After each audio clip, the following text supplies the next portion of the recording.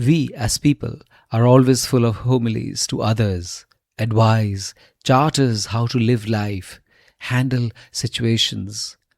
But poetry is our personal compass to navigate the mendacity of the universe, to reach to the truth of everything which matters. This is Sunil Bhandari, and you are listening to Uncut Poetry. A home which is you. What is a home? I thought. I'd stayed in too many perfect apartments to know how coldly I could turn my back to them. But here I am, in this room which doesn't even belong to me, with crushed pillows and yesterday's cigarettes, the books we were reading lying us true, the carpet where we danced, fast and then slow and then not at all, with the stains of carryouts and spilled drinks, and those lights, warm, auburn like candles, keeping me alive, making your skin glow. Why, when I'm here, in this mess which is you, do I feel so much at home? Why, when I'm here in this mess which is you, do I feel so much at home?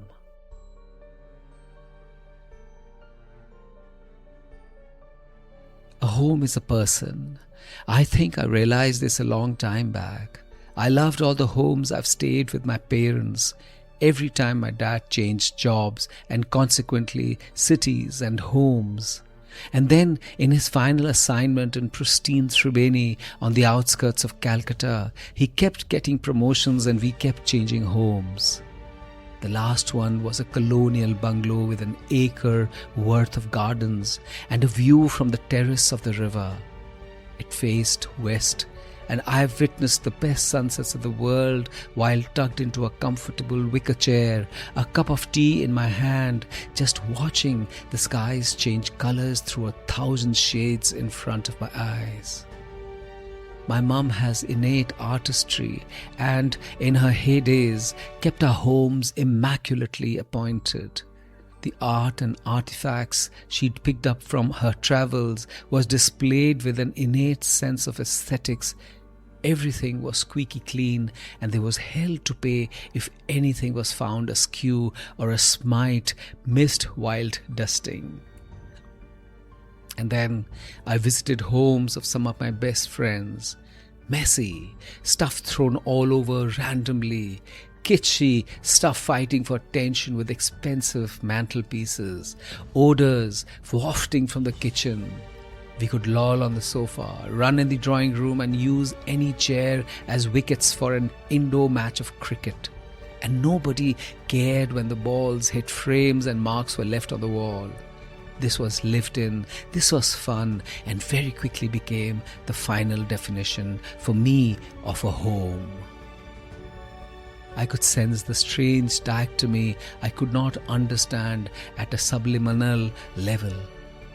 I was too young, so I spoke to my mum about it, how it was such fun being in that auburn, disheveled house, and I could be myself, whatever that meant at that age. And in our house, there were so many rules. Everything was restricted, running, throwing, jumping, shouting. She was silent for a bit and then smiled and said, "Done. Go ahead. Do whatever you feel like. No issues." And gave me a hug. I was ultra excited and invited all my friends home for the next raucous bout of indoor cricket. My friend entered the drawing room where I had shifted the sofa sets and the center table to create the pitch. He looked around with his mouth open in absolute awe and then said something which turned everything upside down in my head. "देख, तेरा घर मंदिर है, यहाँ बैठकर शांति मिलती है, खेलने की दूसरी जगह है ना, मेरा घर है ना, यहाँ बैठ के कितना अच्छा लगता है." Hey, listen, your home is a temple. There is so much serenity here. There are other places to play. Why play here? Let's sit down. I just feel like doing that. And I understood homes were people, their personalities, their beings, their inner selves finding expression on the walls, the decor, the sheets, the furniture, the conduct.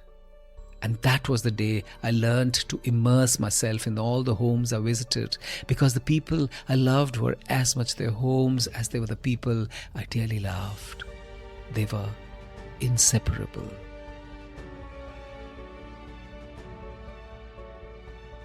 This is Sunil Bhandari, and you were listening to Uncut Poetry. Did you enjoy what you heard? Rate Uncut Poetry on Spotify or leave a message on Apple Podcasts.